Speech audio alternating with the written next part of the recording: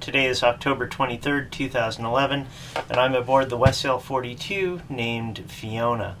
Fiona is owned by a man named Forsyth, and he has sailed the boat over 250,000 nautical miles. He's completed 2 circumnavigations, one going east and one going west. He's sailed through the Northwest Passage in the Arctic, and he's sailed to South Georgia Island in the Antarctic. All in all, he estimates that he's visited over 50 countries, and he's been cruising for about 16 years now. A little bit about Eric's background. He was a jet fighter pilot for the Royal Air Force during the 1950s. After the Air Force, he went to grad school in Canada and then got recruited by the Brookhaven National Lab in New York, where he was on the scientific staff there in the beginning. He worked there for 35 years and eventually became a department chair of a group that was involved mostly in designing and building particle accelerators. During the time that he was at Brookhaven, he built this boat. He bought just the bare hull and the deck from the Westsail Corporation in Costa Mesa, California, and had it sent by truck all the way to New York. There he also bought the engine and the bowsprit and the rudder and the mast and the boom and a whole bunch of other things. He spent about 8 years putting it all together, including custom designing and building 100% of the interior and 100% by himself. After he retired from Brookhaven, he started the cruising life. He's been sailing for 16 years and estimates that on average he spends about three quarters of the year sailing, cruising, living in other countries, and 1/4 of the year back home in New York. So when I saw on Eric's website that he was looking for crew to help him sail from Dingle, Ireland to Lisbon, Portugal, I knew it would be a fantastic opportunity for me to see a Westsail 42 that's in cruising mode and done this test of thousands of miles. It's been a really wonderful educational experience, and the sailing has been fantastic. We had this one day where we were sailing downwind, wing and wing, with the whisker pull out on one side, holding the jib out, the main on the other, and with the wind vane steering, we're just flying like a bullet for much of the day. And then there was this other day where we met several dozen dolphins that swam with us for a couple of hours. It was just magical.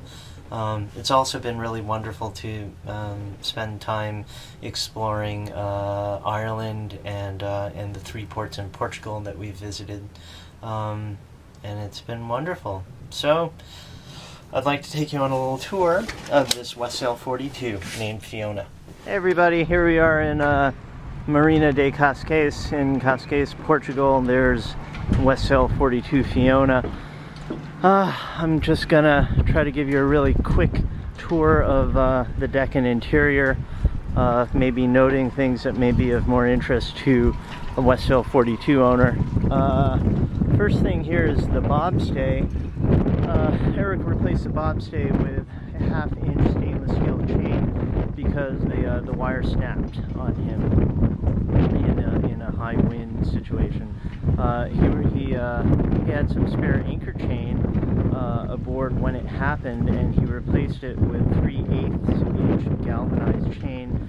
That lasted for a little while, but eventually one of those links snapped as well.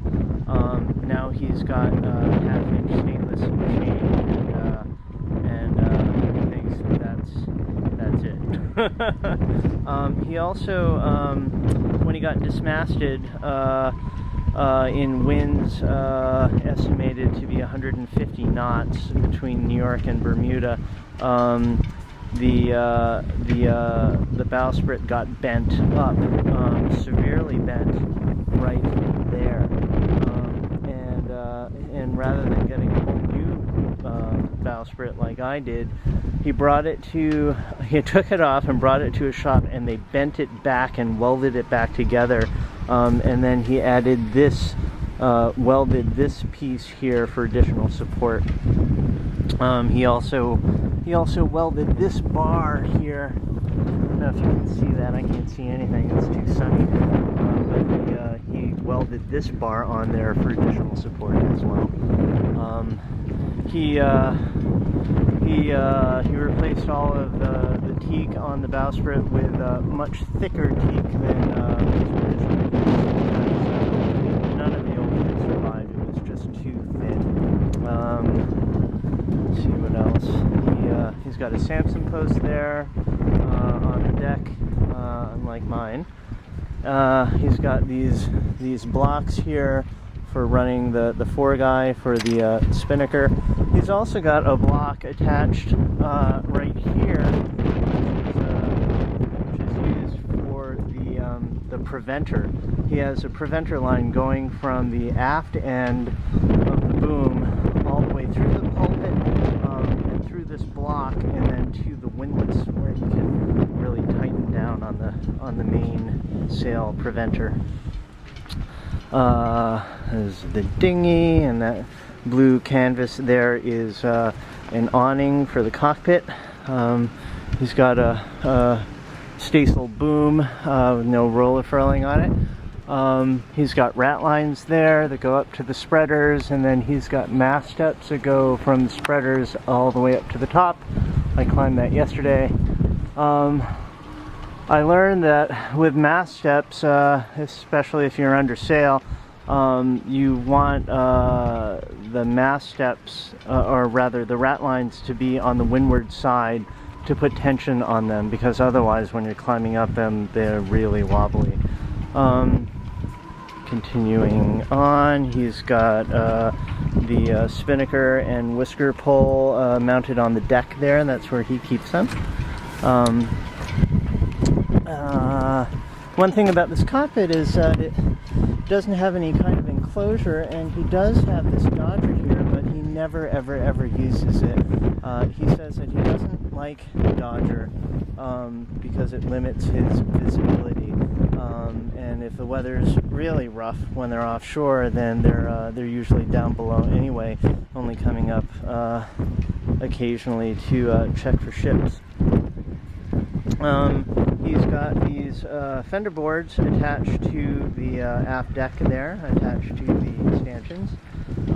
He's got a custom boom gallows there. He's got an Aries wind vane, and he has these lines going through blocks attached up high on the boom gallows pole, unlike mine, which go down by the deck level and make it so that the lines are in the way of where he's got this life raft. Probably one of the most significant things to note here is this. This is the pipe for an emergency tiller. The original Westsail 42 design for the emergency tiller is rigged up in such a way that you have to be down in the aft cabin to steer it, where you can't really see where you're going. So what Eric did was he using a universal joint, he was able to get this pipe to come all the way up, and then he's got wood that attaches here so that he can steer the boat by tiller. The tiller extends all the way into the cockpit, and it's really elegant. He's got an Aries wind vane on the stern there, and it's the old Aries Lift Up vane, which I think is the best wind vane that the original Aries company ever made, and it's way better than the Aries wind vane that you can buy today from the company in Norway. I bought one from them, and I had this original Aries Lift Up vane on my Westsail 32, where it was just flawless, and I saw it working flawlessly again on Fiona. The one that I got from Norway, it works, but definitely not as well. So that's a little deck tour. There's another fender board there. Oh, this is nice. He's got this ladder here. It attaches to the track for the jib sheet block, and it just it folds down and out, and is always there and pretty convenient. I really like that. Another thing that I'm gonna do for Paragon. So that's a deck. It's a cockpit, really thick, comfortable cushions. Oh, he's got a winch there for bringing in for furling the jib sheet. I'm sorry, the jib furling line. You know, I don't have a winch for furling the jib furling line, and in high winds it's almost impossible to get that thing furled without a winch. So that's another thing that I'm definitely going to do for Paragon. Here he's got this custom box in the cockpit on the side there, just for holding miscellaneous lines and sail ties. Here's his setup for shore power, just a little AC cord there. On my boat and on other Westsail 42s that I've seen, they have a big box right here. He doesn't have that. And he has this really nice wooden cockpit floor. I don't have the wooden cockpit floor and never thought it was necessary, but now that I actually see it, it's actually kind of nice. Okay, we'll go on a little tour of the interior.